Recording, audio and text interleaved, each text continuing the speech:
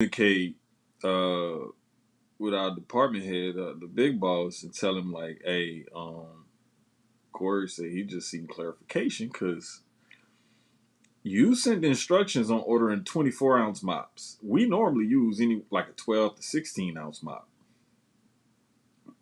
Corey comes back from vacation. He sees nothing but 16-ounce mops. He says, hey, I'm seeking clarification on this. Da da da da. And he was like, well, I sent the email. And Corey was like, right. Those were 24-ounce mops. I never saw a 24-ounce mop. I saw 16-ounce mops. Therefore,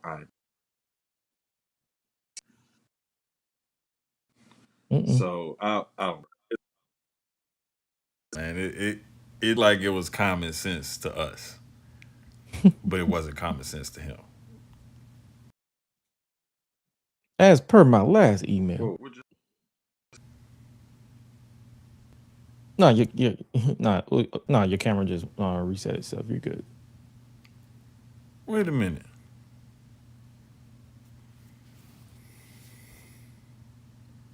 As per my last email. There you go. It just reset itself. You're fine. And it did it again. Say, man, what's going on? Because now it's like, it's weird. Because I can't hear you. But I can see you. Uh-oh. You might have to reload your browser, brother. Oh, boy. Hold up. Oh, boy. Yeah. Well, while you do that, I'm going to go ahead and press this button while you figure that out. You are the cream of the crop.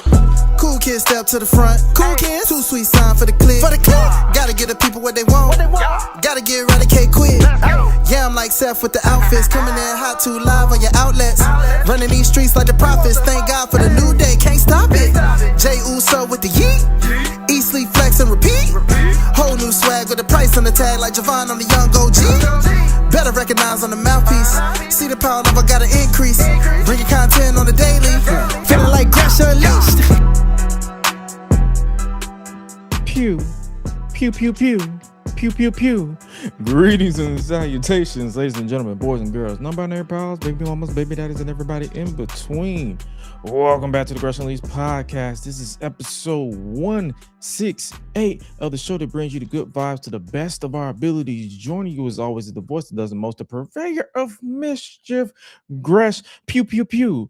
I am solo dolo for the time being as Jermaine get his technical issues sorted, but hey, joining me as always is my guy, my partner, the boss that does the most, the giant of the five media, Jermaine, the giant. Can you hear me, brother? I can hear you. Cool. Now, why am I not on camera? Hey, you black and you proud. Hey, something, man. Say, man. I freaking hate technology, bruh. I really do. Because I don't even like this. What's going on here? Hey, man. But you can hear me okay? This is crazy. Yeah, I hear you. Cool. But how you doing, brother, besides the technology? Besides the technology, I'm fine. Dog, like, and I was sitting here for the last 15 minutes double checking, making sure everything working. As soon as we start recording. They're like, haha, you thought. Gotcha.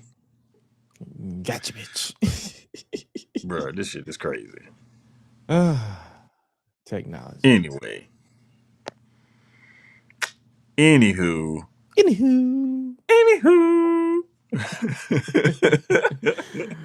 Yeah, man. Technology aside, it's gonna be. We still got a solid episode for y'all again. We definitely gonna be talking about your wrestles on the WWE side, a little bit on the AEW side as well as just various topics all over, and probably at some point, Jermaine's technology might reset itself. Who knows? But hey, we're still here to have a good time for the next hour and some change. Yup. Where you want to start, brother? Bro, this Dark Side of the Ring episode with Paul Orndorff, Mm-hmm. I was like I knew about the injury or whatever. Like I knew there was like a arm injury or something like that. Like I knew that part. Right. But bro, I had no idea like he walked away, lost all his money, and had to go back to the ring. Yeah, he got scammed. Bruh, that was insane. I'm like, That was ooh. crazy because I was just like I was dumbfounded, and then for him to go back and actually like when he started off looking good, Mm-hmm. got another injury, and that was it. Yeah, his body just pretty much shut down on him too. Yeah, and then that was the sad part about it, bro. Because I was just like, man, I really wish that like I really wish he could have had the chance to like have a full career because what people don't realize is, man, Paul Orndorff was that dude. He was like he was the guy that looked like they say off the bus, first off the bus person. Mm-hmm. When a team gets off the bus, those are the guys you want to get off the bus first because they look like the athletes. He Right. looked like your prototypical pro wrestler, and he could actually go in the ring, and then he had a little bit of charisma on the mic, so he was a total package. And just to see how tragically his career like went downhill and then came to an end and everything, it was horrible. And then the whole thing with his older son getting in all this trouble and everything, like, bro, it was just sad. They didn't really talk about it as much. His older son, I ain't like, yo, his older son definitely has some mental issues when you think about it. Cause I was like, wait, he had another son, and then I did my research, and I'm like, oh, this brother d- basically got in trouble doing the same thing twice in Peachtree City. Yeah. I'm like, hey man, at some point y'all probably just not gonna have to not let that brother out because he doing the most. Way too much. Way entirely too much. But I mean, hey, it is what it is, and it's gonna be what it's gonna be. See, I wasn't But really alive. Well, I wasn't alive at all during his peak. They say, oh yeah, his peak was WrestleMania 1. Because this episode we got pretty much everybody who knew him. We got Arn Anderson, and every time I saw his face, all I could think about what he said last week. But hey, man, I was like, okay, yeah, I will but not revisit it. I will not we're even not say it. revisiting that. But my brain was I'll just leave it like, where it's at. I had to. I had to pause the video, I mean the episode, and like reset my brain because every time I see that man, I just thought about that. But yeah, so I never experienced Paul Orndorff at all, as a wrestling fan, because obviously he came around the 80s and the 90s. I didn't know that they blamed Mark Jindrak for his injury in 2000 when he hit the pile driver and pretty much paralyzed himself. That was so weird. You talk about a freak injury. That was a freak. That was the definition of a freak injury. If anything, you blame the writers for putting these rookies in there in the first place, because from what Paul was explaining was the way that he was, the angle he would have dropped him on his neck and broke it. So he shifted his body, but it shouldn't have been shifted that way. So it was a stinger that pretty much he couldn't. He's like, I can't move. Go ahead and take it home. Yeah. It but there's oftentimes the the producer, whoever the backstage producer was, should have known, like, I don't think this is a good spot for you to try, because I don't think that, you know what I'm saying? Mm-hmm. I don't think you know what to do or how to take this or whatever. So let's do something different. Let's find another way around it. Like there's always a way, a workaround. You just have to like work through it and talk through it and like, what are you comfortable with? What are you comfortable with? Okay, let's go from there. But when you just decide to just fuck it, let's just do it. Right. This is the kind of stuff that ends up happening. Yeah. So it's like I personally wouldn't blame Jindrak for that injury. Mistakes happens, but then again, that's the mentality of old head wrestlers from back then. They just everything is somebody else's fault, not the other person, or not. It's not a freak accident. It's like, hey, let's just blame the rookie who shouldn't have been in that position to begin with. Yeah, yeah. It's just crazy, bro. Because like there, when you look at that situation, it's easier to point the finger at the younger guy. You know what I mean? Mm-hmm. So it's way simpler to just say, "Hey, let's just point the finger at this guy and just blame him and go from there." Like, no, but it's not his fault. Facts. Now, now Jim Cornette for 2 weeks in a row definitely made me laugh. They showed clips of him calling the fans in attendance genetically mutated. I mean, genetic Genetic mutants, mutants. and I'm just like, hey man, what? This works. I'm like, yo, that's what I'm gonna start calling people. I'm gonna start calling when they annoy me. I'm like, you genetic mutant. Either that or I call them Saturday niggas. Mm-hmm. Mm-hmm. Some of y'all ain't even Saturday. Some of y'all Andre the Giant Memorial Battle Royal on Friday night SmackDown niggas. Y'all a shotgun Saturday night niggas. Yeah. Y'all Sunday night heat niggas. Velocity. Oh shit.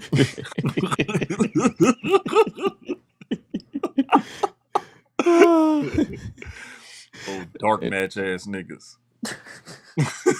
Not even dark match, tryout matches that flop. Oh Listen. man. But nah, I like one snippet from Cornette where he was like, yo, he was brought around to WCW in the late '90s where it was just like they had was directionless.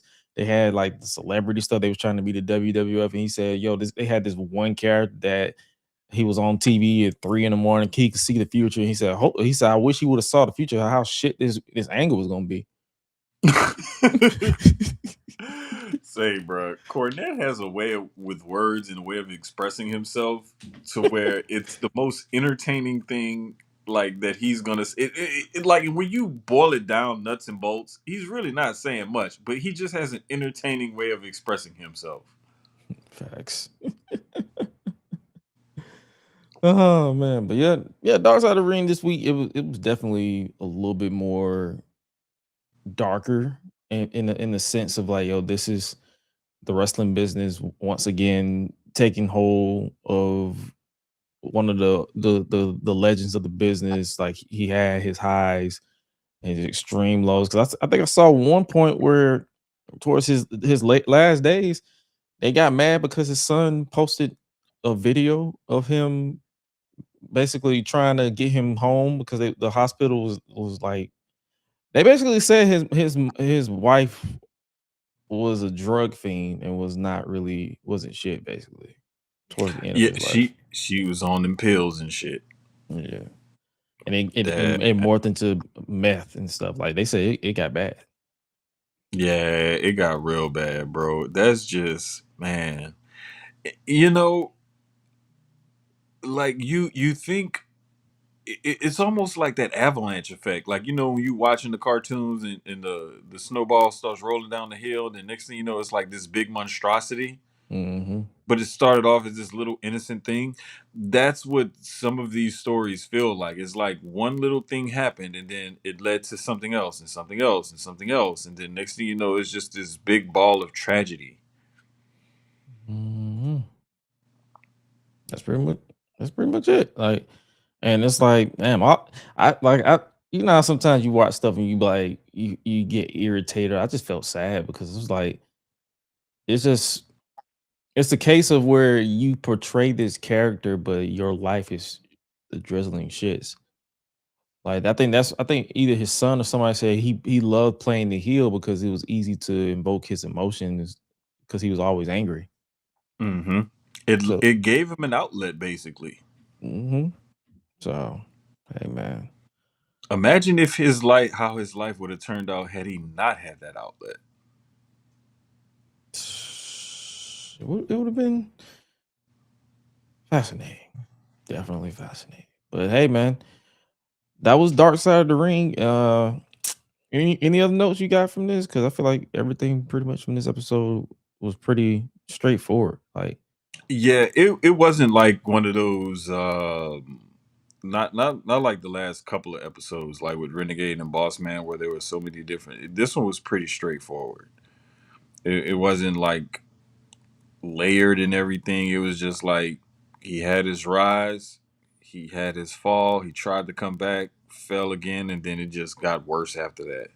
yeah, and I'm like, oof. Hey, rest in peace to Mr. Wonderful.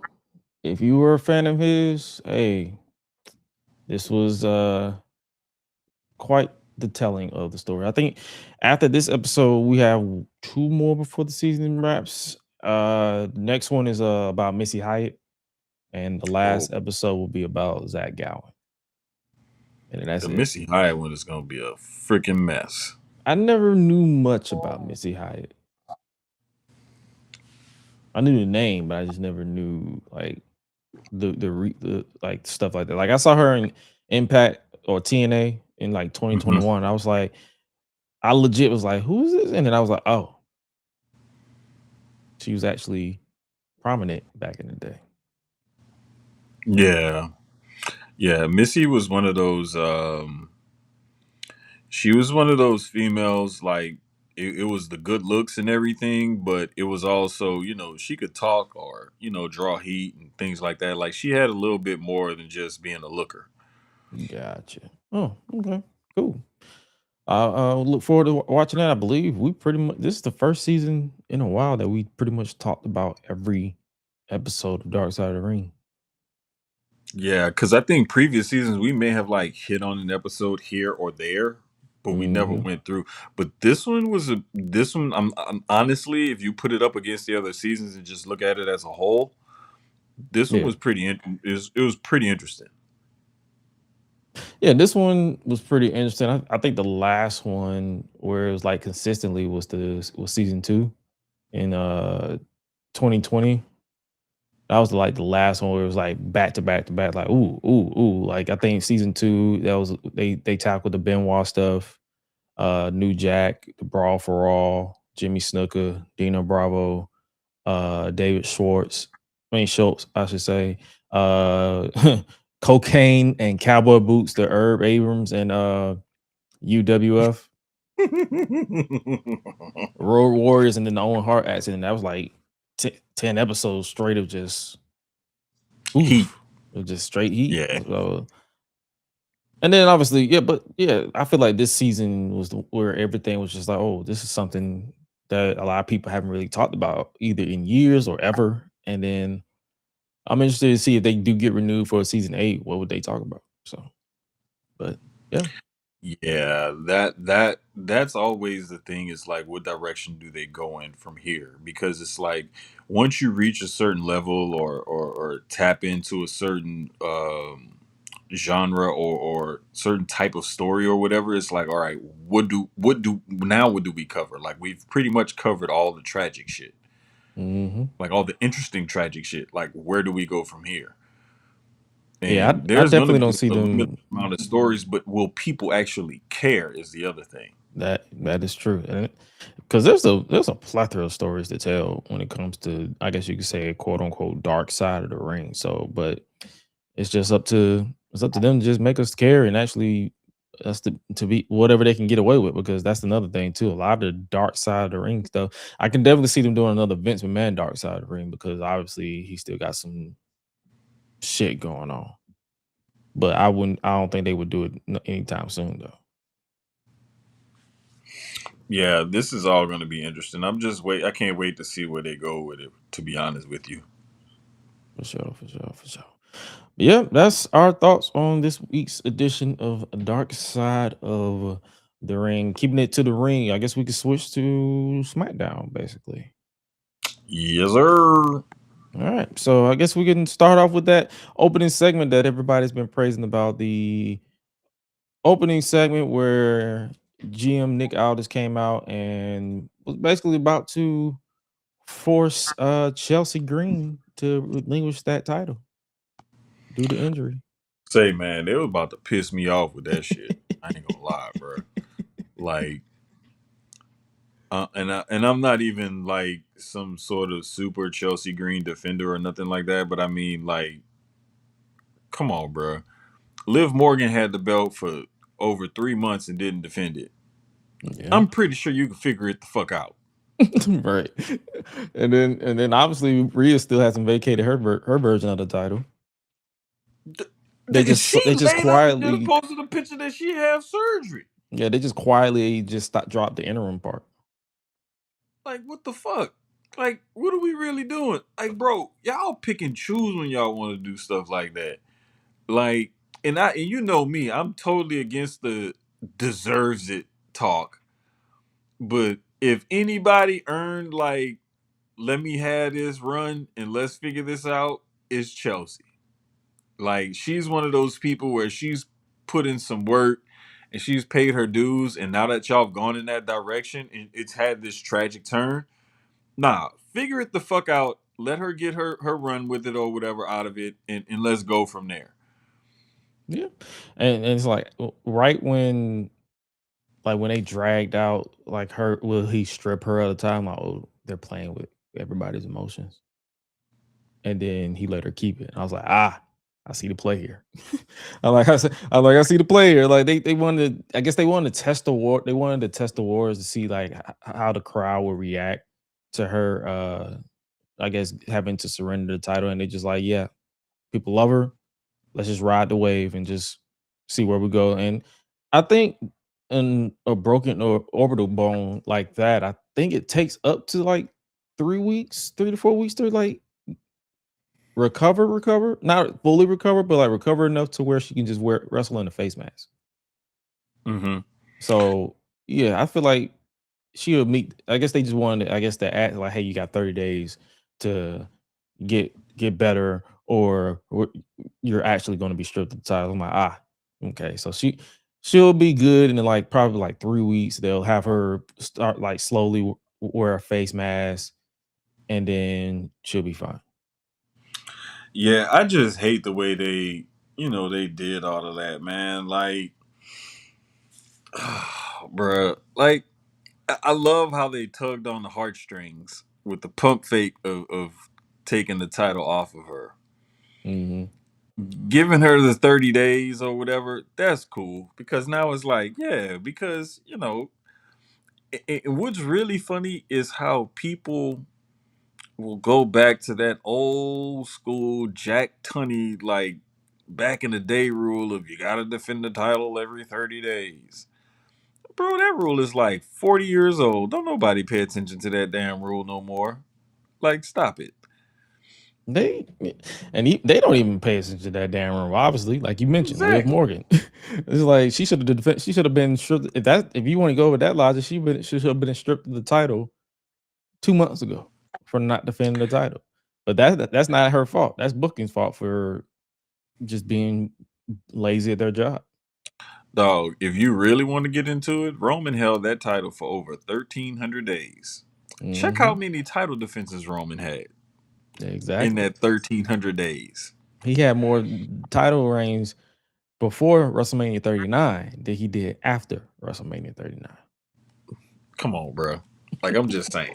That's what I'm saying. It's like if you're gonna if you want to reintroduce that rule again, at least be consistent across the board. But hey, man, Right. they got their emotion out of everybody. The crowd's behind her, and then Hayden ass Gunther came out there.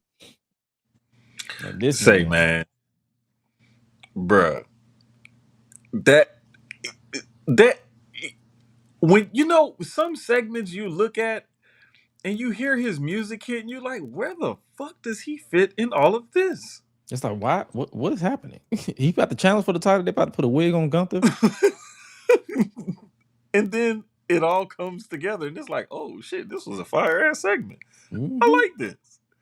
Yeah. Bro, I really enjoyed that whole segment. And I love the fact that him and Matt Cardona had their match in their street clothes. Like I loved it. It was like you almost thought this segment was going.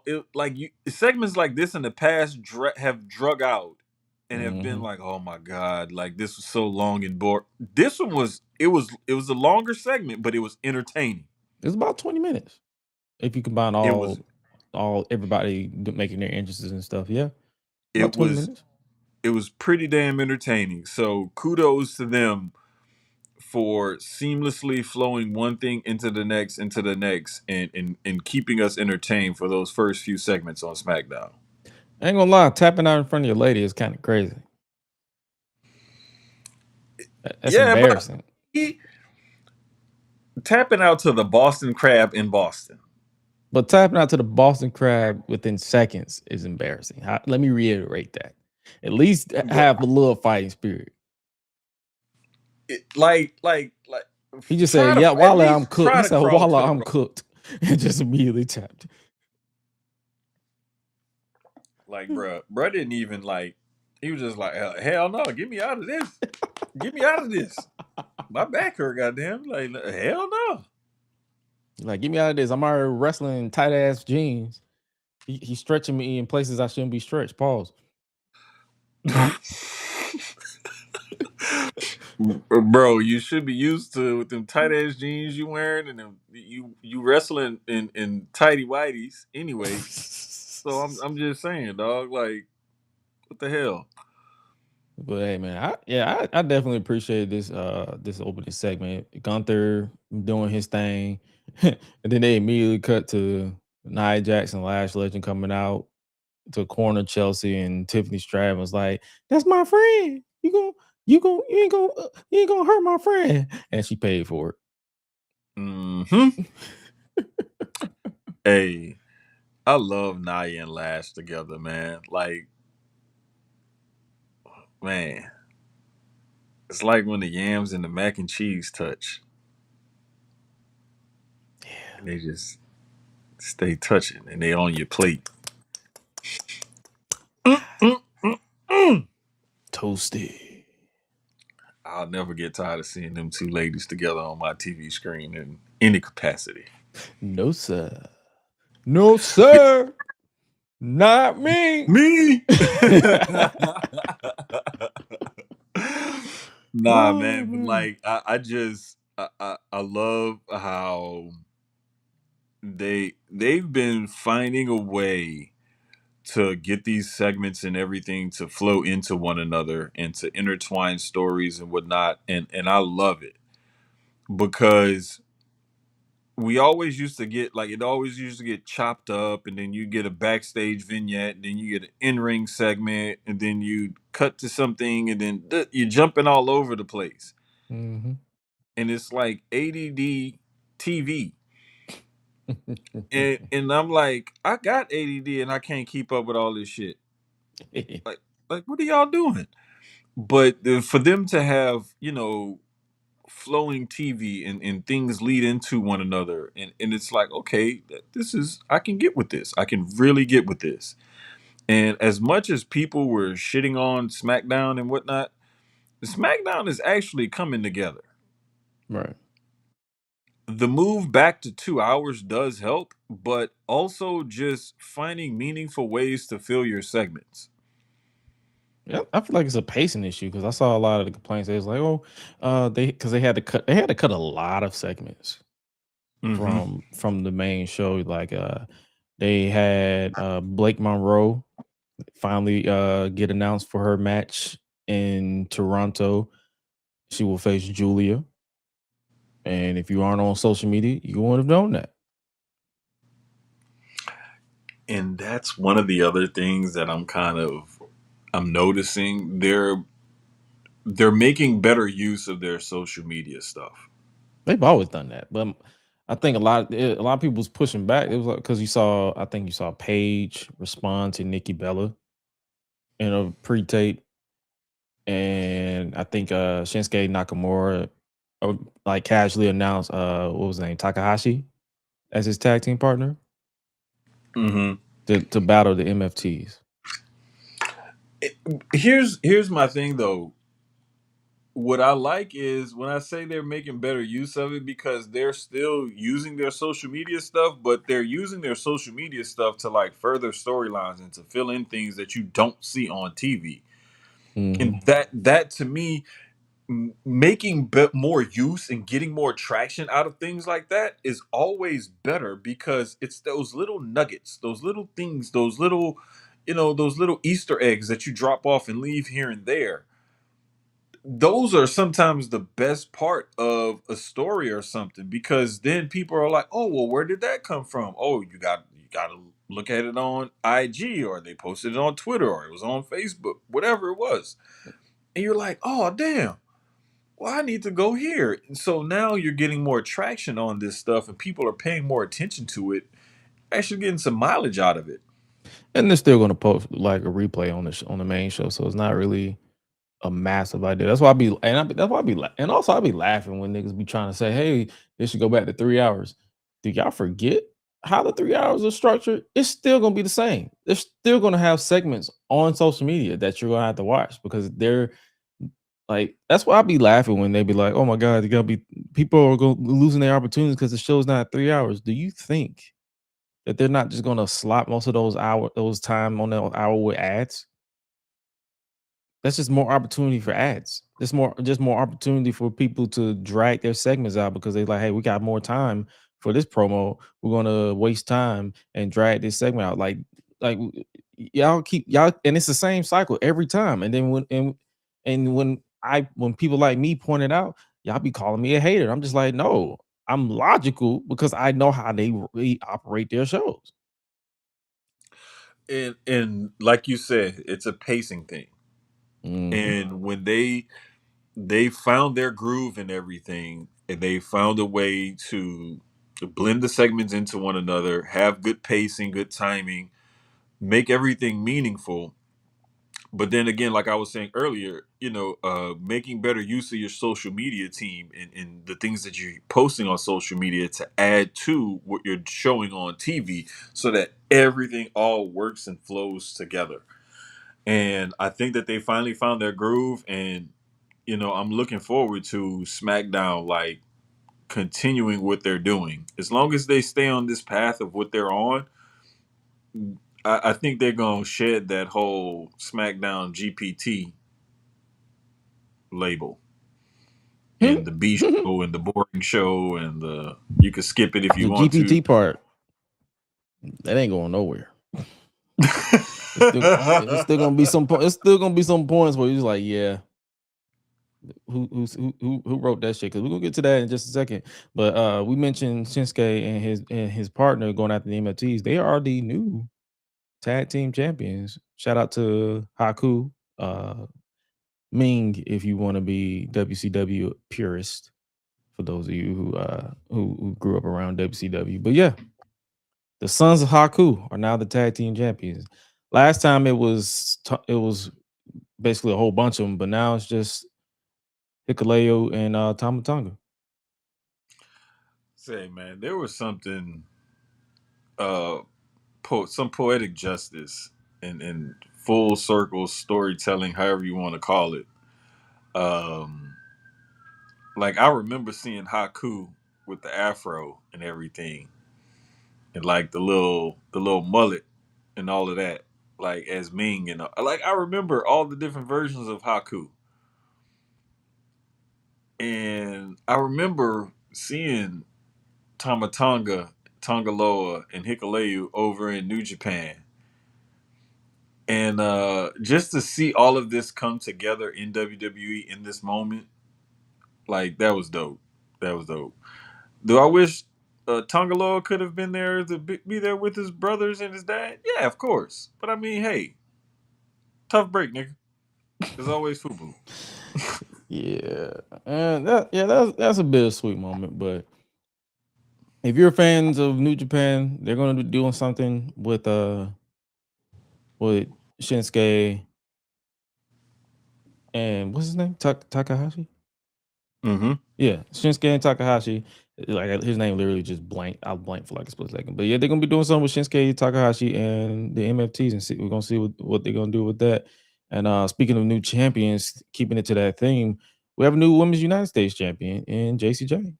The Rock Star is your new women's champion. Hey man, people can say what they want, but like they see something in that chick, and like I first I didn't see it Mm-hmm. until they was first giving her the ball down in NXT, and then I was like, okay, I kind of see it.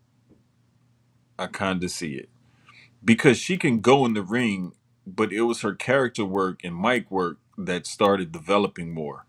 And that's what started carrying her places because they always knew she could go in the ring. It was just, can we pull that potential out of your character, like on the mic, and as far as developing different phases and different, layers and stuff to your character. Once that started taking off, it was just like, all right, fuck it, shoot it to the moon. Like, let's see what we can get out of this.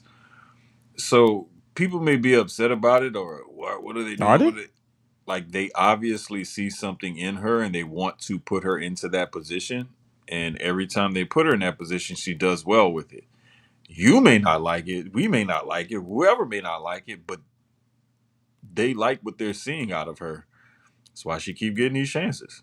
Shit, I like it. I ain't gonna hold you. So I'm not one of them people who are complaining about it. That's why I was like, wait, people are mad at it. It probably helps the fact that I mute like half of the damn Twitter and the damn Instagram and the damn Facebook Bingo. with all these negative comments about every little damn thing. Like y'all be negative Nancy, like who the hell pissed in your Cheerios at 4 a.m. because y'all be so pissed. First thing when you wake up, I'm like, man, I can't. It's enough. Enough. We're tired here. But now, man, shout out to JC. Like the way that they're all over the place with the women's title kind of makes me wish they would have just put the interim women's championship on her. But I get we got Chelsea, we're making it work. But hey, if this leads to her and Chelsea on down the line, I'm not mad at it.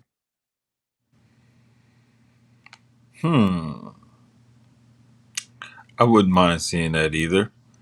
I wouldn't also mind seeing JC Jane have a decent US title run. But the fact that like, I keep trying to wonder what's the best way to have a call up and to introduce them to the main roster. And Fatal Influence has barely been up a month or so, and they already got tag team champions, US champion. And Oh, they've been up longer than a month.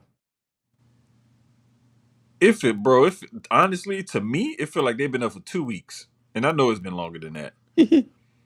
It just feel like y'all barely been here. Like y'all don't even know y'all locker combination yet. Yeah, they've been up there since April. It's August. So it's been a minute. It do not feel like that. It feel like they just got called up. Because But it probably didn't help that they was dragging it was like taking their time with it. That's probably why. Like they was transitioning them from the consistency of NXT to the landscape of SmackDown. So they was like not trying to rush it. And I think and I get that. I'm about to say they was trying to do something. They were probably gonna do something with her and Rhea, but Rhea got injured, so they kind of like had to reshuffle a lot of stuff. They had to pivot. And I like this pivot because it's bad enough that people have been talking about why are they pushing them and this, that, and the third. And it's like, bruh, y'all get mad when they bring people on the main roster and they don't push them. You bring people Mhm. on the main roster and you push them and you mad. Like y'all just angry. And I'm convinced that most wrestling fans are just angry because again, I keep saying this. Y'all set yourself up for this failure because y'all book the show the way y'all want to book the show, and then when you watch the show and the show isn't booked the way you booked it, you get mad. Don't you love it?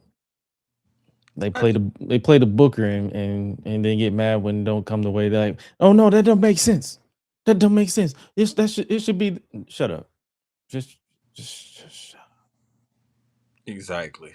Because sometimes things take time, and it's like again, everybody wants a TV dinner. Nobody wants a home cooked meal. Sometimes you need to sit your ass down and get in the kitchen and actually chop up some vegetables and boil the water. Do all of the things and make a good home cooked meal. Mm-hmm. So I don't know, but hey, shout out to JC Jane for winning the U.S. title. Shout out to Fatal Influence for holding the women's tag titles. Let's see where they go from there because that whole women's division on SmackDown, it seemed like it's snake bitten. So Yeah, hopefully this rumor of them restructuring the rosters, they lean more into the women's side because even though Becky and Stephanie are back, Raw still needs some assistance because I don't know what they're doing with Lyra. Bailey is still to be determined. It feels like they've sort of like pulled back on Soruka a little bit. Like I'm not saying I don't use the term very loosely, but it feels like they're slowing down a little bit. So I wouldn't be surprised if something's going on with that. So, but I'm interested to see what they do with that, and hopefully they figure this shit out. All right. What the all fuck right. are we even talking about? Believe we were on SmackDown. You started talking about Trick and Baron Corbin and Mello. Oh, so basically, how did you feel about the US title match with Carmelo Hayes losing the way, like I wouldn't say losing the way he did, but just the way they're positioning Hayes as pretty much a side character. I don't mind it to be honest with you because I could see it whenever he does break through. I want them to use the whole I've been through this and I've been through that and blah blah blah blah blah and now I finally have my moment. Mm. He's Do gonna you think they're have gonna one be of those. consistent enough with that? I don't think so, and that's the part that scares me about it. Yeah. That's the part that scares because it's almost like they had him there and they were trying to go that route with him and give him his moment with the U.S. title, and I think he got overshadowed once other people started getting called up and they started having other toys to play with. It was kind of like, I don't want to play with you anymore. And now you got Oba, you got Trick, you got Javon, you got, you got the whole Cody, Randy, Punk. Now you got KO in there. Gunther's on SmackDown now. Like, that scene is crowded. They brought back a Baron Corbin and a Matt Cardona to help some of these guys in the mid card along. Start giving Mello wins over those guys that you brought in to do that so you can build your stars.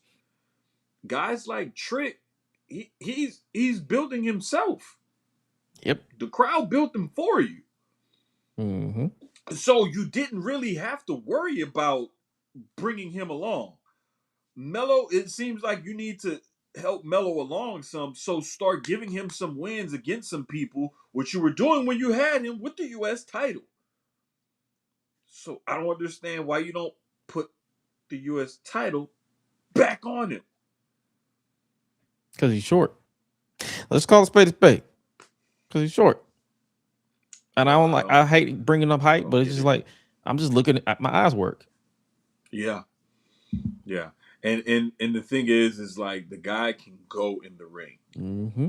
He can go in the ring with the best of them. And he's one of those people where you can get a lot of mileage out of someone like a Carmelo Hayes. All Mm-hmm. you have to do is just book him properly. and they can't seem to figure it out, and it's really pissing me off. It's But unfortunate too. I think they have a pathway with this, but again, like you said, when you asked me the question, do I trust them to stay consistent with it? Hell no. Nah. Hell, look at Ilya. That man ain't been on TV since. When's the last time this nigga been on TV? It's been like before the build up to Mania or something. It's been a ridiculously long time. The only thing that I remember reading or seeing anything in the last month or so or whatever about it is he may have had some visa issues, if I'm not mistaken. That could be the case. So I'm hoping that's what it is, because that would logically explain why he's not been on TV. But at the same time, he hasn't been on TV since the Rumble. Bro, come on, bro. That was in January.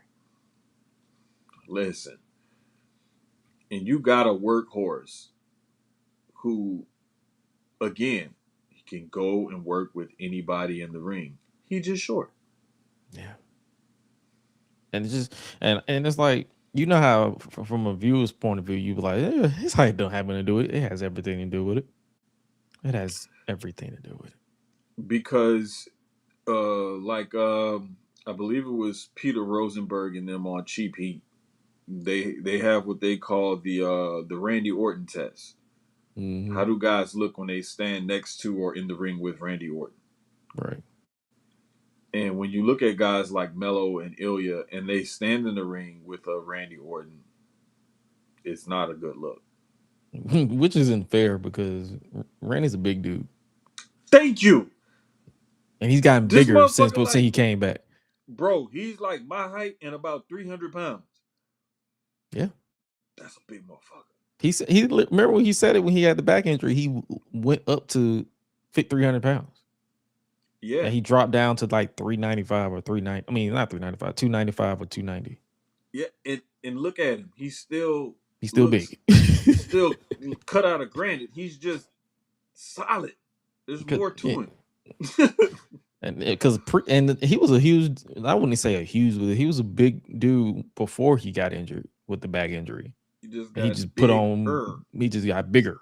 So that's why whenever I hear people, because I think I heard that too. Whenever I hear people try to compare him to like a Randy Orton, I'm like, that's not fair.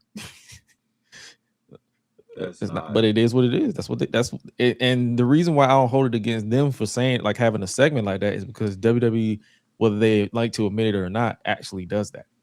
Like, what do you look like next to a Randy Orton or Obafemi or Trick Williams? Are you short? Do you like match their height, or are you just out here just looking like a glorified midget? Glorified midget. Hey, that's how they think, bro. You basically call the man a genetic mutant. A genetic mutant, you know it. You are a genetic mutant, boy. It's the word of the day, guys. Genetic mutant. Yeah. Oh man, but nah, man. I hope it turns around for Melo. Hopefully, this third outing with Trick and Baron is knocked out of the park for me, because I wasn't really a fan of their SummerSlam match. Like, it was good, but it didn't blow me away. And then the rematch was pretty much on the same boat. So hopefully this third one knocks out of the park, or I should probably just go into the match thing with my expectations low and just hope for the best. You know, just hope for the best. Yeah. That's all I can do at this point. Because if we do anything but that, we're gonna set ourselves up for failure. Yeah. Especially in that situation. Yeah. And if you ask certain people when it comes to certain things being somewhat good and then falling off a cliff into failures, we had that another face-off between CM Punk and Kevin Owens. I'll never be upset about these. Oh, me because there's real life beef and heat and all of that involved in this, and I love it. I freaking love it. I can't get enough of it. You know what I can't get enough of? Is it great to be alive on a Friday night in Insert City or what? Nah, man, keep doing that corny. I hate ass that shit. It sounds so. Keep doing that It's corny ass random. shit. Like, bro, listen.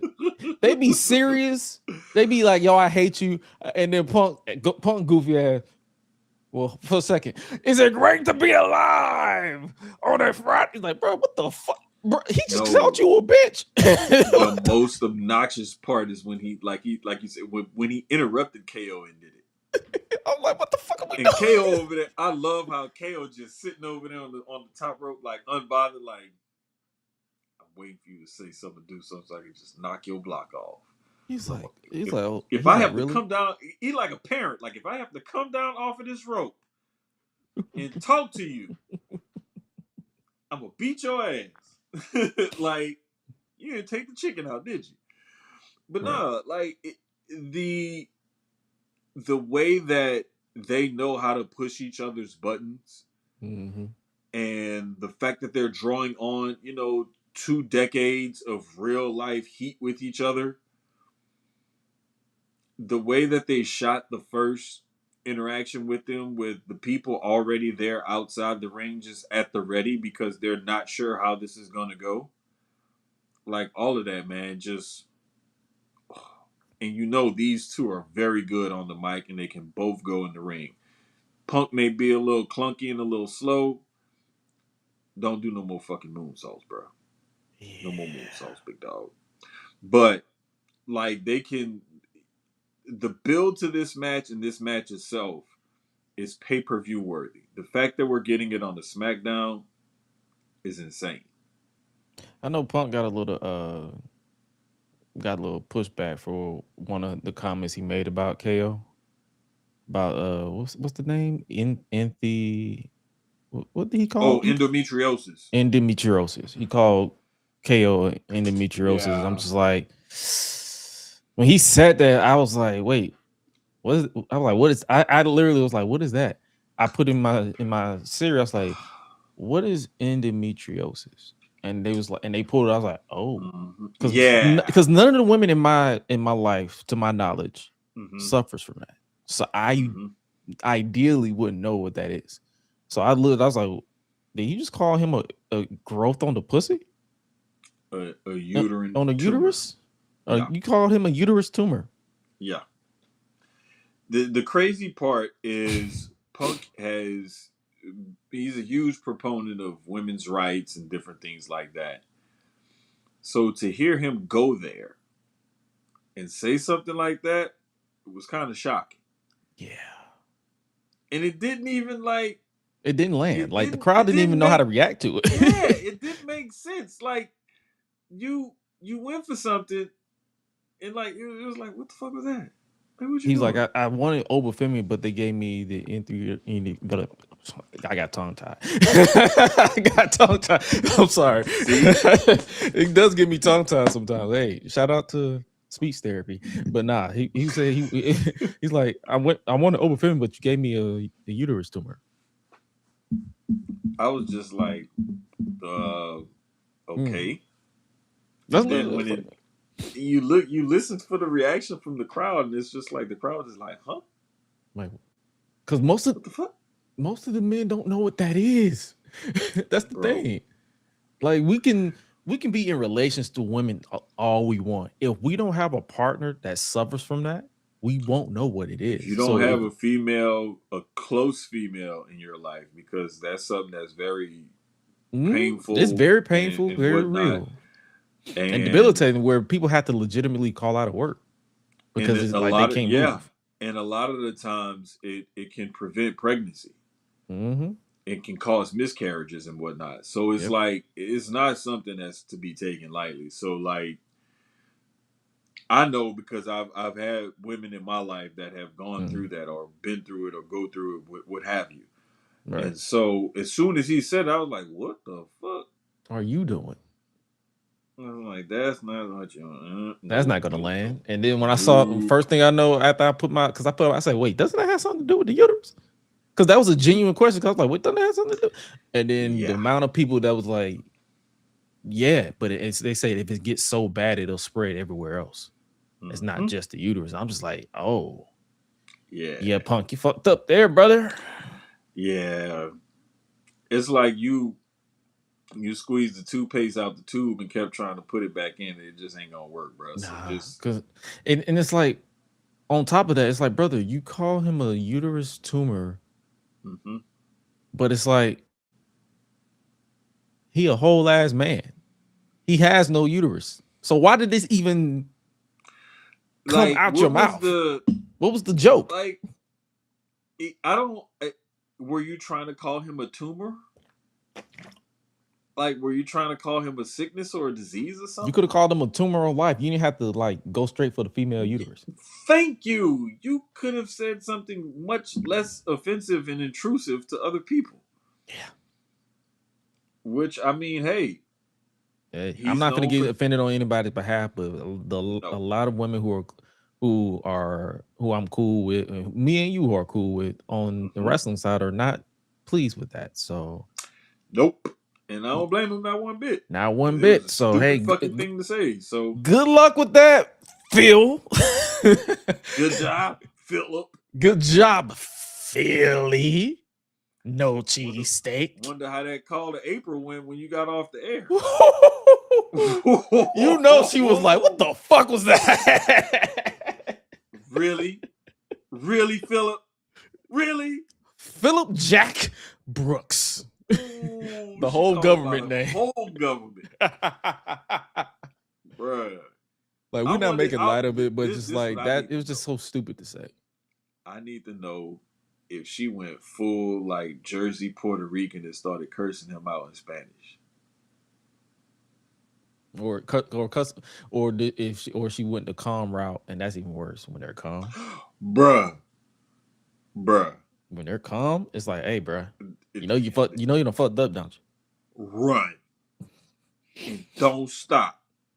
And I think that comment took a lot of people out of the rest of the promo. Like the promo before that was dope, solid, and then that joke that comment came, and then a lot of people got checked out. Because I ain't gonna lie to you, when I heard that and I was like, "What is that?" I had to watch it again today to kind of process the whole thing. Because my initial reaction, I was just like, "What the fuck?" Bro, it's one of those things where if you're not paying attention and you're not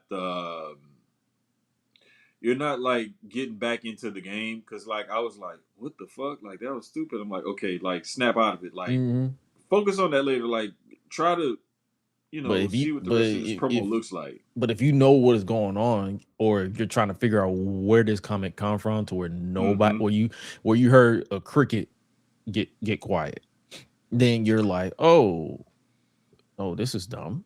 Why the fuck you said that? It's a lot more difficult trying to, like, if you don't know where it came from, what it meant or whatever, it's a lot more, it'll really take you out of the promo. Because you're trying to figure out what that means. Right. The only thing that got me back on track is like, I knew what it meant, and I was just like, okay, like, that was really fucking stupid, and I'm pretty sure he's going to hear about this for days to come. Yeah. Let's see what the rest of this promo look like. And it got back on track. Yeah. Now, the only issue that I have with all of this is that it's taking place on the SmackDown, and it's not taking place like at a decent pay-per-view or something, like to give it more of a. But I also get that they're trying to put bigger matches and matches with more weight as far as, determining where storylines are going in the near and immediate future on TV, as opposed to waiting for a pay-per-view or a Saturday night's main event. So it's like, I get it.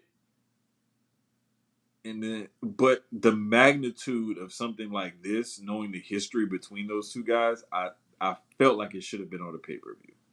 That's my only issue with it. And they pretty much, I thought they were going to add like Sami Zayn to it, but they was like, nah, he gets whoever wins him and Cody will become the number one contender after they settle this score. So it looks like they're going to go all the way through on SmackDown. I still feel like we're going to get some shenanigans to lead to a rematch.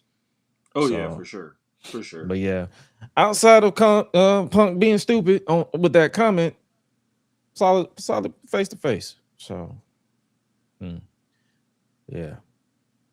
Yeah, it just like him saying that it did take me out a little bit. I was just like, I don't want to be offended because I'm not a woman, but Right.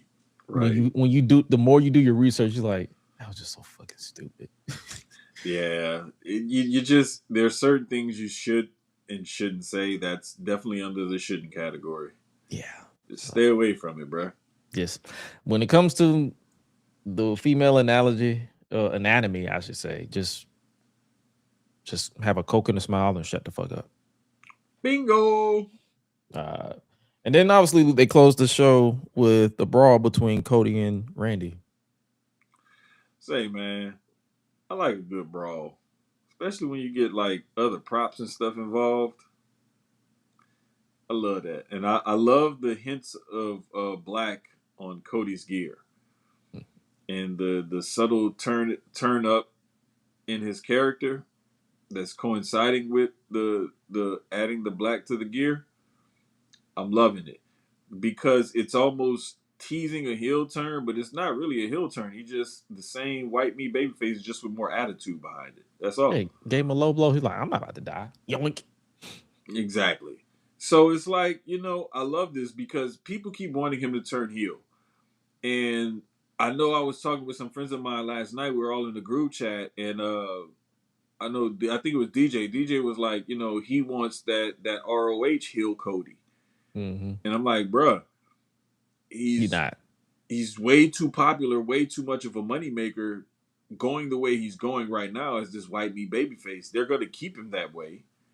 They just may, give his character a little bit of an edge or an attitude. That's about it. That's all you're going to get. If you want heel Cody, be happy with the edge and the attitude because you're not getting full heel turn Cody. Unless it's like they have nothing else. And they're like, you know what? Unless they can You find a replacement for Cody to be this white meat babyface, you're not getting heel Cody no time soon. Another thing that like there's nobody to take that place as the top babyface in the company that does all the things, the appearances, the merch sales, and all of that stuff. Like, Mm-hmm. unless they have somebody they feel like can take that mantle and fully carry it, the weight of that mantle, they're not going to take him out of that position. Oh no. That's the way the wrestling business works. That's People just the just way need to know business and works, understand period. that. That's just the way business works, period. Like, why would I Thank you. jeopardize my moneymaker for just like a quick fix on the dark side? Bro, it's one of those things, and those are similarly the analogies that I make sometimes with people. Like when we talk about stuff like this, I'm Mm-hmm. like, okay, WWE turning Cody heel for the sake of it, just because you think it'll be cool or whatever, is like, what if all of a sudden McDonald's decided to say, hey, you know what? Fuck it, we gonna serve vegan patties from now on. No more meat, vegan patties. Still the same everything. We're just gonna make vegan burger patties. Yeah. That's not what makes McDonald's McDonald's. You're fundamentally changing the way you make money because now you're deciding to just do something just to ride a wave. Mm-hmm. It don't work like that. That's not how you make money. Yeah, and they know people are not going to boo Randy Orton because he's a legend. So it's like, you know what? We're just going to lean into it. We're just going to have Cody lean on the edge, embrace the darkness when it comes to Randy, and then we're just going to go from there. Have that match because I believe Nick Aldis just announced earlier today that it will be Cody versus Randy at Sunday night's main event here in Atlanta. Yeah. And the bar that Cody got off saying, look around, Randy, you're the last legend left. Who kills you? Yeah. That's going to ring true until Randy is ready to retire. And then who do you think kill him? Bro, you know who I would love to be the one to send Randy home? And I know this is a pipe dream. I would love it to be Javon Evans. I mean, sure. Here's the thing. I would like the reason why I say that is because what young guy you know that's up and coming that could use that as a rocket strap to his back to end the Viper, to kill Would the you legend killer? would you turn Javon Hill for that? No, I would do the same thing like how they did. Pretty much, you know what they could do. You know how they like to copy and paste and redo stuff and rehash stuff. Even in Hollywood, they remake a movie and all of that. Mm-hmm. Remake a lot of what him and Kofi did back in like what 2011, Oh, 2010. 2009. Yeah, like because remember how Kofi had to really like go there to get with Randy, and Mm-hmm. Kofi showed that edge and that attitude. Same thing like they're doing with Cody. Do the same thing with Javon. Reveal another layer to his character, add to his character, show that he has that attitude and when he can actually go there. Boom, let him take off. And actually ride the wave and don't fumble it. Bingo. So Please book it properly. I feel like that's the statement that everybody gives. Like, hey, just please book it properly. Like, I don't care if it makes sense or don't make sense. Just make it make sense. It's your job. Because I mean, you want if we're gonna go the traditional route and have a young guy, you know, get the rub off the older vet on his way out, you could go that route. Or you could go the route like they did, you know, kind of towards the end of Taker's career, where they were like, you know, we're gonna let Brock in the streak because this will make him the biggest badass on the block. And we can do so much with him being the biggest badass on the block in these next few years. And they did. And in the moment, nobody knew why, and nobody understood why. Now that Brock's career is over, when you look back, you're like, you know what?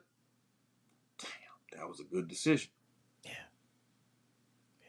You can still do that. You can do it with like a Gunther. Have Gunther take his ass out. You can have Cody take him out. Full circle moment. Yeah, I'm not praying and hoping that Randy's ready to retire anytime soon. Trust me. Right. But when the time comes. Saying, yeah, when the time comes, like there's ways to go about doing that. And I think that it's lost on people because they look for the traditional, why don't the young guy get the rub and shoot him to the moon? You could do that. Or you could just take somebody else that could use that same rub that's a solid vet that you could elevate them. Whoever does it gets elevated. It's just you either going from here, or you're going from here. Yeah, true. Hey, man.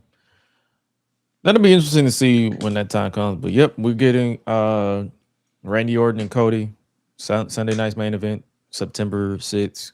I'm guessing they're going to treat this as a pay-per-view, even though it's not a pay-per-view, but it'll be going down right there. Will we see a straight up finish? Probably not, because it's a major angle. I'm pretty sure they're going to continue this into Money in the Bank and beyond. So, hey, good luck to that.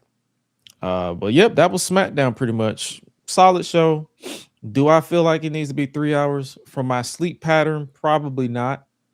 But from if they get the structure down packed and down on point, I don't mind the 3 hours. Just don't make it drag like most of these shows. Because when the show is bad at 3 hours, it'd be boring, and I have to push through to stay awake. But nowadays, I don't give it. Like, if I fall asleep, I'll watch it on demand. I'm not gonna lie, bro. Every time we get on this pod and we talk about these shows, that is like my favorite litmus test to how good some of these later shows were. Yeah. Was Gresh able to stay up and watch the whole thing? Yep. Because knowing me, because I don't fight the funk. Like, if I fall asleep, I will tell you, like, hey, I ain't gonna hold you. I fell asleep. I had to watch the highlights. Bruh. Because, brother, some of these shows be so long. And hell, some of these 2 hour shows be kind of long. You just be like, oh my God, get to the point. Move on. Bruh. All I know is if I see, like, if something crazy happens and I see your name pop up on my phone, I was like, man, we're going to have a good show. because he stayed up to watch this and he texted me about it. Like, Hey, I yeah. know we about to have some good talking points this week because he stayed up to watch it and he texted me about I was like, man, what, man, hey, man, like, you saw this shit? it. Like, hey, bro, what you think about this? But yeah, man. But nah, man, I really like it though, and I love when you can have something that's interesting like this, and there's so many different ways to talk about it. It makes it more fun for us. Mm-hmm. And I think that, like we said earlier, I think they finally found their groove, and I think they're hitting their stride. And let's just hope that they can keep it up. I heard an interesting theory about the 3 hours, though. Someone said that they think that they use it as a 3 hour show when they're going to major pay per views like Rumble, Mania, things like that. And I don't think that's the case. I think it's a network thing. I miss the days where it was a 2 hour show, and then on the special occasion, it was a 3 hour show. I miss those days. Thank you. Like, Like, for example, this coming week when we have Punk versus KO, make that a 3 hour SmackDown. Give us the last 30 minutes or whatever, no commercial interruptions. Punk versus KO, entrances, whole match. Give them 20 minutes in the ring, everything. mm-hmm. Something like that would make it worth a 3 hour SmackDown. But 3 hours every single week, that's what, 12 segments of TV they got to put together? Mm-hmm. And you got to incorporate smoothly transitioning to the commercials. Bruh. Because that's what a lot of people don't understand, too. They be like, yeah, it got to be 3 hours. I'm going to say, you do not understand that if it's 3 hours and these people are not working, or if it sucks, they're going to go cut commercial break. Like, you're just going to get more commercials. You're not getting anything. Like, you're not getting this person to get this opportunity. Johnny Gargano is still going to be fucking planking backstage, even in 3 hours. This So nigga it's like, found a way to work in Johnny Gargano. like it don't matter if it's 2 hours or 3 hours. That nigga's still gonna be planking. And y'all talking about, oh my god, I need to go back to 3 hours to do what? So Blake Monroe can still be introducing herself backstage for no reason. Oh man, bro. Say, man, like it's just leave it with. Sometimes good enough is great, Mm-hmm. and what I mean by that is 2 hours is good enough time to get in, get out, for you to consume the product. Number one, Yeah. For them to say, hey, let's put together 8 great segments of TV every week instead of 12. It's a better overall quality of the product, because when you boil it down and you take away commercials, it's really actually about an hour and 30 or so minutes of actual TV that you're getting. So don't look at it like, man, it's 2 hours, 3 hours. Da, da, da. No, you have to look at the production side of it as well, like Gresh is talking about. And the reason why we do that, because we were on that side and we've done things like that before.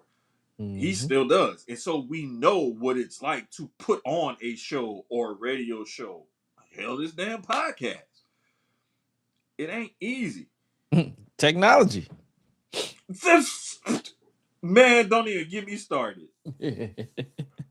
But like, so it amazes me when people complain about that, and this is why I say, and we can transition this into AEW, is because we get frustrated with AEW because it's like, y'all don't have the overly long TV shows. Y'all, hour, 2 hours, y'all be in and out. But we can't get y'all to give us a consistent product every week. Yeah, nah. But you could give us a knockdown, drag out 4-hour pay-per-view with 9, 10 to matches, and each of them at least 10 to 15 minutes each. Some of them don't even be that damn long. Thank you. And I'm just like, bro, like, give us what we want. For them 2 hours every week, people come to escape reality.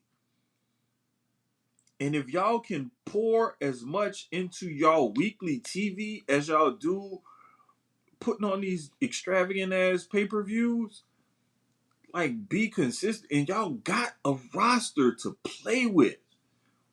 You have stories you can tell. Like, we just need y'all to be consistent with it. Bro, I swear, when AEW get consistent, and they have their moments, and they ride the wave right now, I'll say. It's because they're leading up to All In London. But if we can get that, like, from them more consistently, and if we can just get TNA to stop cheddar bobbing themselves, the Man, you saw wrestling that shit. industry is still in a great spot. We just want it to elevate itself. That's all. You saw that stipulation that they put on Leon versus Cedric, where it's like if Leon loses, they erase his title history from Say, the history bro. books. It's just like when they tried to say they taking away the Fab Five's wins and they taking away this, or they tried to take Reggie Bush's Heisman. I'm like, You can't tell me you can't erase history. I saw that shit happen. y'all have archives. You can't erase history. This ain't black. This ain't the Men in Black where you just hit the little pin and it's like poof. Oh shit, I forgot about that. You can't do that. I can see Cedric if he wins. I can see him saying if they bring it up, he like never happened. he like we're gonna give everybody temporary amnesia. Bruh, I just be like, what the like, you They don't really be think I'm about to thinking. fall for this shit? They don't be thinking, man. They don't be thinking. I saw that. He held the title for almost 300 days. Yeah. He brought it over to NXT. He brought it everywhere. The WWE main on the John Thank Cena you. thing. Like when we talk, he did that. That happened. I saw it. I seen it. I seen it. Like you can't tell me I didn't see. I saw that happen. Plus, like I love Leon Slater because I saw him wrestle live a few times last year in Vegas, and I had been paying attention to him like a while back, and I kept paying more attention to him, and then I realized when I saw him live, like he and I have a similar little skin condition because I saw the mark. I was like, oh, he got this. That's the same shit I got. Cool ass dude, Twins. too. Right? So, and then I was just like, oh, okay, bet. But like that didn't make any sense. I'm like, what are y'all doing, bro? Like, y'all can come up with 1,001 other stipulations to make this thing interesting besides saying you're going to erase the history of a title reign that the whole fucking world saw. Yeah. I don't know, man. Like it death, taxes, LOL, TNA. Bro, they really see, and you tried to warn me about this. You did, and I will keep saying it every single time we run across some shit like this that TNA does. You warned me about this when I said I gotta get into TNA. I gotta dive in. I gotta hey, be prepared, like people brother. Be will prepared. understand that you will make a lot of content and a lot of monetization results just by talking shit about TNA. Because some of their decisions, good God, whether it's behind the scenes or in the ring, it's just you be like, LOL TNA. Say, bro, I really wish that TNA would get their shit together because It's been over 20 years. They're stuck in their ways. Bro, I know, bro. You ever have like it's almost like you have like a relative that you really love and care about, and they just keep fucking their life up. Yeah. And they'll get themselves together, then they fuck up again. Just like you are your own worst enemy. Do you not realize that? They are crack fiends. That's TNA. TNA are crack fiends. We talked If about the crack fiends wrestling on Thursday, community, and we're gonna talk about it today. They are fucking crack fiends. if the wrestling community was a dysfunctional family, TNA would be that one uncle, that one cousin that can't never get right. They're gonna be that one cousin where you show them love, you hug on them, but you immediately pat your pockets down because they definitely pickpocket your ass. You're like, my wallet's there. That ain't Okay, cool. TNA is more like that cousin that you give him a hug, you be like, why you smell good and funky at the same time? Did you take a bird bath? You just pull them back and be like, Axe is not a substitute for soap. Yes. Wash it. That's TNA. And then you'll see them one time and they clean, looking good, smelling good, even got money in their pocket, everything.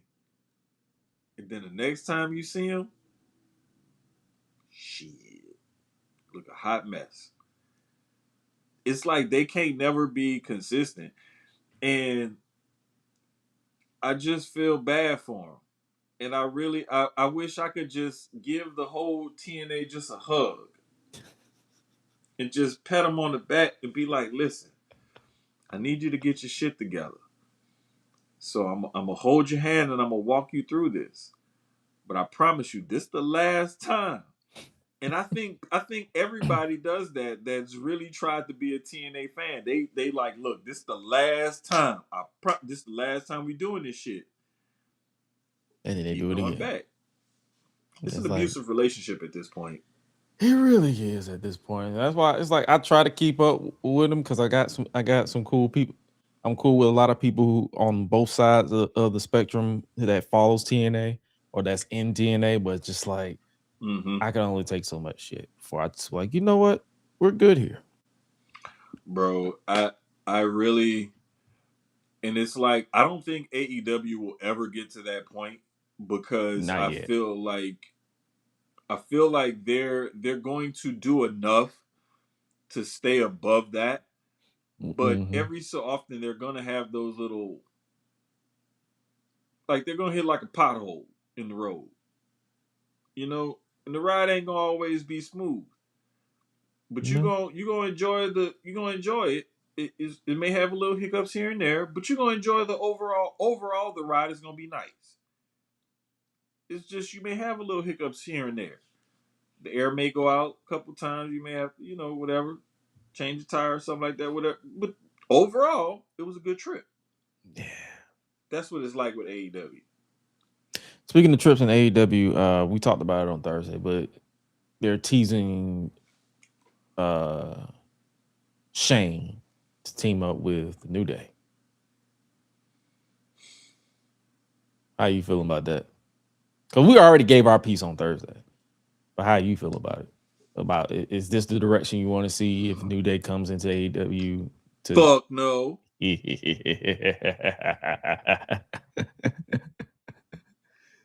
don't like Stephon bitch ass. I don't want Kofi and Creed nowhere near that hoe ass nigga. Next question. This tweet on the screen is what Jermaine feel about Swerve. Swerve, you're not wanted here. Get the stepping. Nigga, I will rather listen, I've turned the corner on Rick O'Shea. Okay? I love that he's like this fucking annoying little chicken shit heel with that goofy ass smirk on his and them fucking glasses. The reason why this man is smarter than a lot of y'all, because if you don't realize, them glasses make you want to slap the shit out of him. Mm-hmm. And that's why he keeps wearing it, because it's like, man, you already want to punch him in the face. Like, man, I want to just knock them fucking glasses off your face. You and them goofy ass glasses. This goofy ass stuff you be doing and saying. Interrupting people and stuff. Oh, God. And you got a fucking 8-pack and your wife a baddie. And you can do flips and shit. Fuck you, nigga. Fuck you and everything you stand for. I hate you. I hate you. Everything about you. I hope all the bad things in life happen to you and nobody but you. Hate.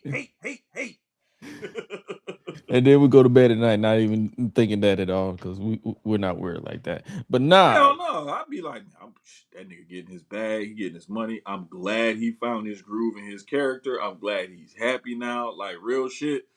Like I'm happy for Ricochet. yeah. And he found his groove and everything. And I think that he's getting over more organically and authentically than Swerve ever has.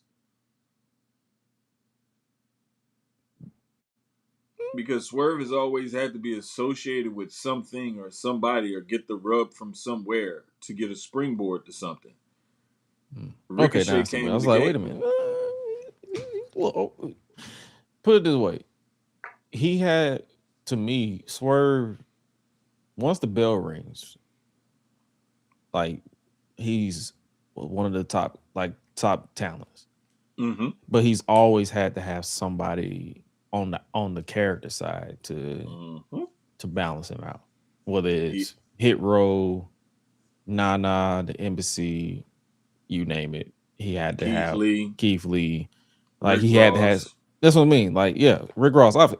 Rick Ross to this day. That segment where he's like, "You a big motherfucker," is still accusations. Like that's what I'm saying. Like he always had to have somebody to balance him out. But once the bell ring, I give him his credit. Like he. Oh yeah, in the ring, it's like when you get like when they show the which wrestler is this, and they show the 3 different things or whatever. And whenever the one is the character. Oh, you talking about the where they was like, who is this? Where you like they have fire mic skills, fire character, fire in ring.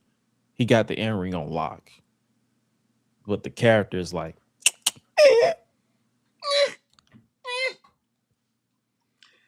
And the thing is, bro, like personal biases aside, you have to have something about your character that people connect with.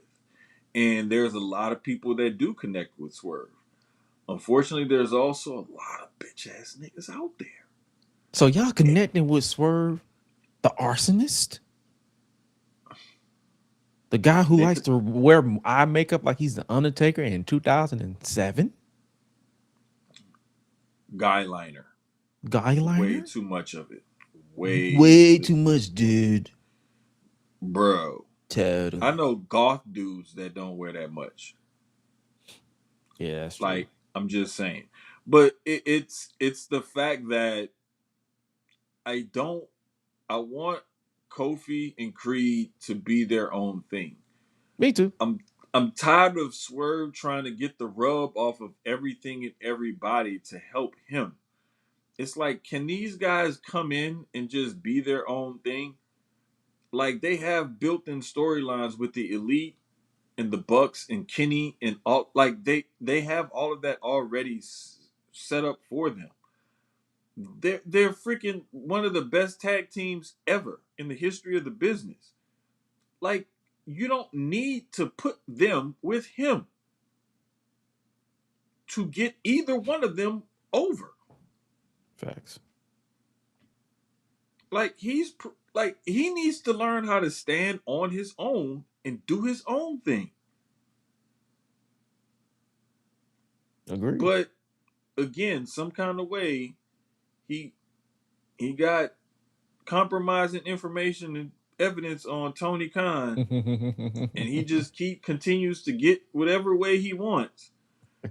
And it's like Tony is paying him a shitload of money, and he's trying to make the best use of it. I'm finna get my money's worth. I'm finna get reimbursed at some point. And it's like, I get that, bro, but at the same time, like,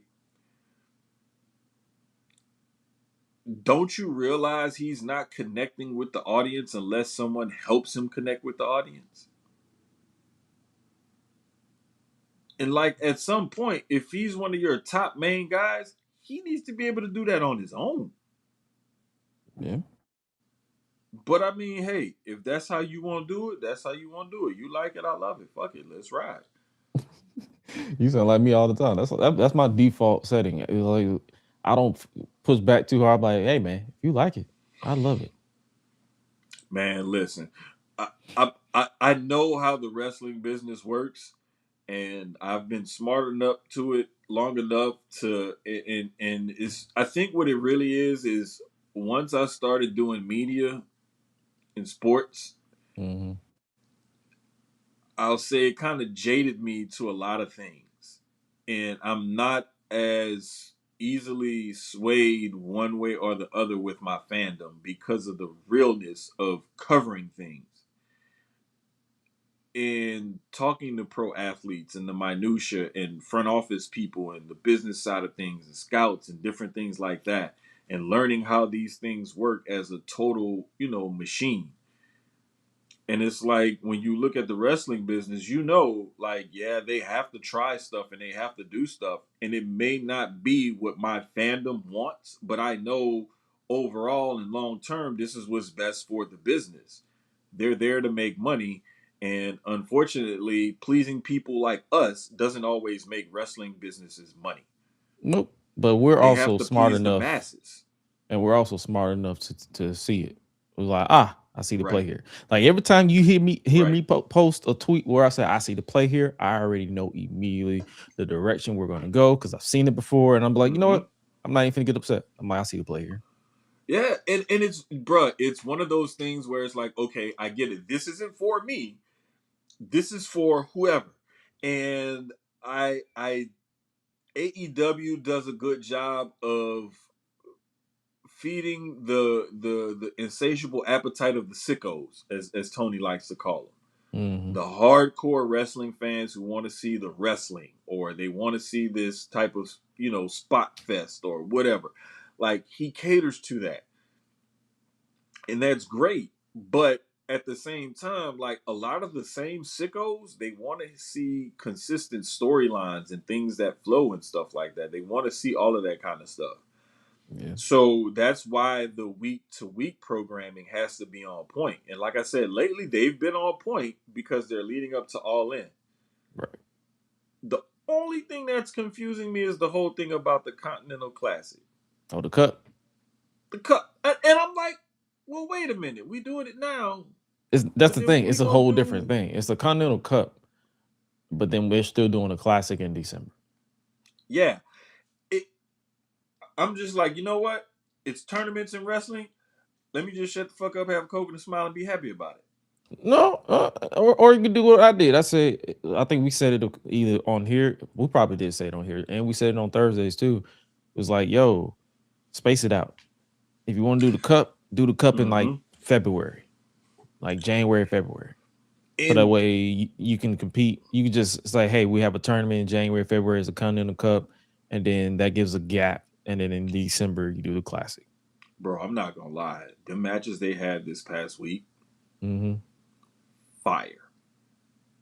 I was like, hey man, like, turn the fuck up then, AEW. Like, if y'all won't give us these type of matches on free TV, See, fuck the the fuck matches out are of there. I'm never the playing. problem with me. It's always the consistency in the booking. Like the matches themselves will never be a problem for me. Bruh, if I put it to you like this, uh oh, who was it? It was Jack Perry and somebody. It was a couple of them though. But anyway, if you just had those matches and, like, let's just say it was a number one contenders match or something, or to see who's going to get the number one spot in the Diamond Ring Challenge or whatever the hell, just like a grudge match, whatever, and you just drop that match off and you like, damn, that was a good ass match, isolated. But the match itself can always be good. Like you said, it's the booking around the match that's the problem. And that's the part that AEW, like, I really wish Tony gets a better hold of it. Mm-hmm. And to me, honestly, the only way he's going to get a better hold of it is he's going to have to loosen his grip on the booking and everything. I think It he can't. has a little bit. I think He he's has. He really has. But it still feels like he has that iron grip on it. And it's like, bruh, You say you want to do things differently from WWE and you want to be better than them and everything else, but you're still doing the whole Vince McMahon thing when it comes to the booking. Like your say is the final say, and everything has to be approved through you, and you're gonna whatever. We don't hear stories of him changing things last minute or anything like Oh, that of course. because a lot of those kind of leaks have been pretty much shored up in AEW. However, we know that he's like over everything as far as the creative and everything is concerned. So when you have an issue with it, you're naturally going to look at him. Just like when people have an issue with creative at WWE, they look at Triple H. Mm-hmm. Tony, you're doing better. I just need you to keep doing better. Yeah. Keep evolving. Yeah. So hey, we'll see. We'll see as we get closer to All In and all that good stuff. So hey man, keep up the good work, kid. You all right. Last little side note before we get to the Giants corner and get up out of here. You saw that X-Men casting yesterday? No. And the reason why I didn't, I want you to hit me with it so you can get my live reaction. All right. So they're going in a different route, like a younger route with X-Men, because this is the reboot for so far we have the official And this is casting. what I heard, that they were going with a different kind of route and people were upset about it. That's all I know. Yeah, and they can get the fuck over it. So we have Sadie Sink returning as Jean Grey. If you watch Spider-Man Brand New Day, you know her character was Jean Grey. So they use Spider-Man to introduce the X-Men, basically. Oh, okay, cool. Subtly, I haven't seen it yet. I'm but it's supposed subtly. to go see it this weekend. Yeah, so the character, I'm not going to tell you how the story went, but the character is Jean Grey. Kit Connors will be Cyclops. Maya Boyd, this will be her feature film debut, because she's always on theater. She is Storm. Samara Weaving is Emma Frost. If you've seen Netflix movies like The Babysitter and all that stuff, that was her. You have Christopher Abbott as Professor X. Indy Navarrete as Rogue. A lot of people, it was a mixed bag with this one. And Adam Driver, a lot of people know him from the Star Wars recent movies, as he will be Minister Sinister. You know, looking at these young actors and stuff, and admittedly, you know me, I'm not a big movie guy. Hardly watch I watch some TV shows and some movies. I try. But I'm not a big movie TV show guy. So I don't be knowing what these people, who these people are, what movies they be in or whatever. What I will say is I like the fact that they went with a different type of movement. They didn't just try to do another Avengers. Let's get all these big time, big name actors and this big budget and everything and try to blow this shit out the fucking water. Nah, they like, hey, let's get some young, up and coming, good looking kids who can really act. And I say kids very loosely.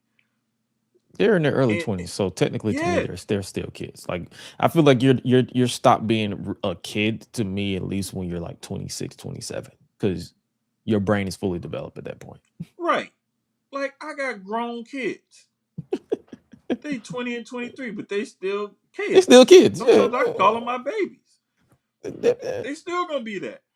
But and this is smart too, because they're young, but you basically set them up for the next 10 years because it's X-Men. Bro, it's also budget conscious.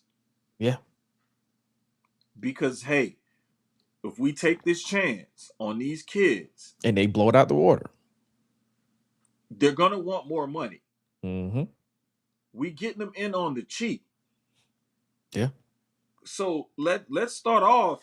Let's start off at a base level and go up from there. Let's not start off on a mountaintop and then shoot for the fucking moon. Yeah, let's start off at sea level. Because they're not an RDJ. Because RDJ himself is the highest paid because of his decades of experience, bro. And the thing is a lot of the times when you get a young ensemble cast like this and all these kids are, if they're all of the same mindset, like, hey, let's get here, let's knock this shit out the park because this could be the start of a fucking generational run for us. Mm-hmm. Like, bruh, if they all have that hunger and that mindset, you gonna get some good acting out them motherfuckers. Because they're still early on enough in their careers to where they want to set themselves up for their future. Facts. So it's like, why are you upset? Everything can't be the fucking Avengers. Everything can't be this great ensemble cast where you have all these top stars and everything. There's budgets and stuff that you have to work with.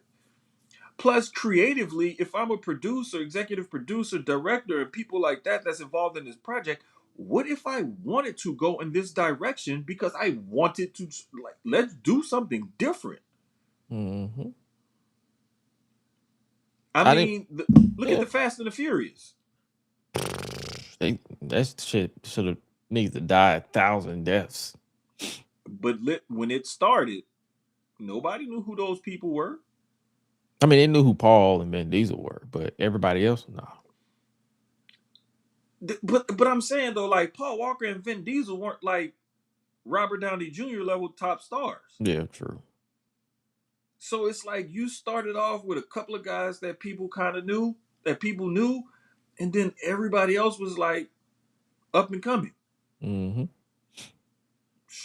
Look how that shit turned out. Yep. Now they went out of space. They done jumped the fucking shark like three times already. To me, At this point, the shark has been bitched out and folded twice. nigga, the shark done developed into a damn salamander or something because it's evolution. Y'all done jumped it so much, the motherfucker grew legs and walked off and got tired of y'all jumping it. They like fight. They like fight back, nigga. I can't. They jumping me. But yeah, man, I really think people need to shut up and relax, bro, because it's not that bad. And once I think once people really like get into it and they start to like they see everything. I think I put it to you like this. Let them trailers and stuff drop. Then we could judge their reactions. I honestly, once the lights in the theater go dim and the rolling credits hit, then I'll judge them personally. Okay. Like I want to. That's the reason why when I saw these people cast, I was like, okay, we're heading in the right direction. Mm-hmm. Now let's see how they actually act. Because I've already seen Indy. Yeah. I saw Obsession, so I already know she's going to kill it. Okay. I've seen Stranger Things with Sadie Sink. Okay. And the later seasons, I feel like she really stepped into her bag on the acting front. And I actually did see Spider-Man. And I feel like she definitely, I was like, oh, okay, she's going to bring something different to the Jean Grey character. Now, I've never seen Maya. When I say she's new, she's only done Juliet and other things in theater. Mm-hmm. That's it. She's never done film at all. This is her first major role, which is one hell of a way to debut on film. Is your freaking Storm. Now I will say, the only thing I will say, do not give her no fuck ass mohawk. Let her hair flow like the actual Storm. All right. So hey man, I'm cool. I'm cool with this cast. Now before we get up out of here, what you got in the Giants corner, brother? Actually, I decided to take a pivot. All right. And it's going to be non-wrestling related. Let's do it. Shout out to my little cousin Jared Harris, a.k.a. Rock Fresh. If you want to follow him on Instagram, and his clothing line is, hold up. Let me make sure I pull it up the right way. Wait a minute. Okay, let's go here. Here it goes. It's _ ROC Fresh. Shout out to Lil Cuz, man, because he had his clothing line featured at the Harlem Fashion Row house on Martha's Vineyard. Mm-hmm. He also has two collab shoes that he's doing with the Harlem Fashion Row House and Nike, I believe it is. And they're auctioning off two custom one of one Nike Air Force Ones that he designed as well. So if you go to his Instagram page _ROC Fresh, you'll be able to hit the links to his page to buy his fall collection that he has out right now, and you'll also see the link for the auction for the two pairs of shoes. So shout out to Lil Cuz, man, doing big things in the fashion world, man. Like it's always dope to see your people doing something positive and succeeding, but it's like it's a deeper meaning behind, like, you know, J Rock, that was his nickname, but like Rock Fresh, it's an acronym for something. And I'm purposely not telling y'all because I want y'all to go to the page and click on it and find out everything for your fucking self. But like it basically, it stands for remembering our culture for reasons everyone should have. And so it's dope, you know, what he's doing. I'm just proud of the kid, man, just to see him take this fashion thing as far as he's taking it. And for him to be in education and everything and still pull off all this fashion stuff, like, man, shout out to Cuz. For sure. I actually, yeah, because while you was talking, I was actually looking at some of his at the page _ROC Fresh. I was like, I see what we're doing here. And like a lot of the people that he used in that latest campaign, that's all our cousins. You just like me, I big think ass family. one or two of them is like friends, but mostly everybody they're all cousins. Yeah, y'all like me, big ass family. Hell yeah. Goddamn right. So I'm not even mad at it. Like, hey, support people, support everybody who do their thing. Like, I always tell people, like, support where you can, because some people could be going on a different path, a different life, and throw their whole life away, but they out here doing things. They're being strong creatives and doing their motherfucking thing. So hey, man, shout out to y'all, shout out to him for sure, bro. Like it is dope when you see, when I look back, and I'll repost stuff my cousins do or say, or I'll comment on that my cousins are better than yours. Like I look at it sometimes and I be like, damn, all my cousins, like, they really are doing some dope shit, like every single one of them. And it's like you want to be encouraging and supportive and whatnot of your family, because like you said, Gresh, they could be doing a whole lot of other shit that's not worth it. But instead, like, they all of them doing good, positive shit for the most part. Like, we got a good batting average over here, both sides of the family. So I'm proud of that shit. Yes, sir. But yeah, that's all we got this week. Hopefully you guys enjoyed this episode. Technical issues and all, like I said, you probably won't see it on the replay and on demand, because we're gonna chop it out. But hey, I want to, like, hey man, it's still love. Like, that's the beauty behind this industry. Like, reason why I can be a patient person and you can be a patient person is because I do this shit for a living. Like, I've seen shows nearly bomb, but it's like, instead of panicking, we just pivot and then we just roll with the punches and we just keep it going. But hey, I still feel like this is a solid episode.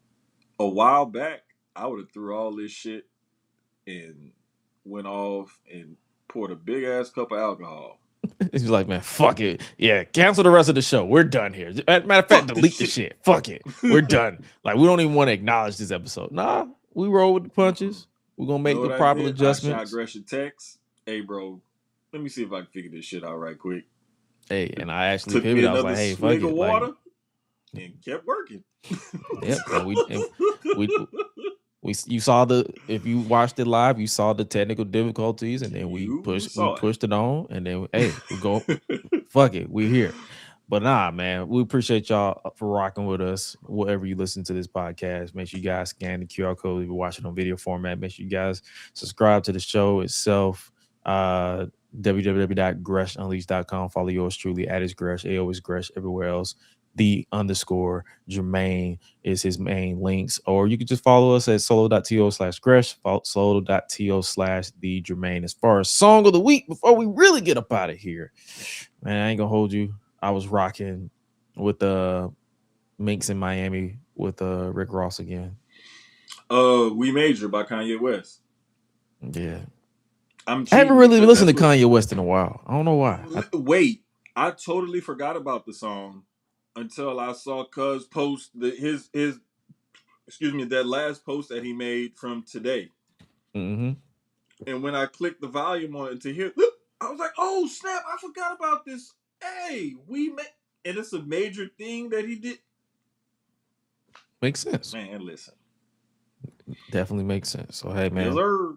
Hey man, make sure you guys like I said, make sure you guys stay safe out here. Enjoy the rest of your weekend. We'll see you guys back here. Be good or be good at it. Or just shut the fuck up. You can do that too. Nah, yeah, be good at it, or pivot and adapt.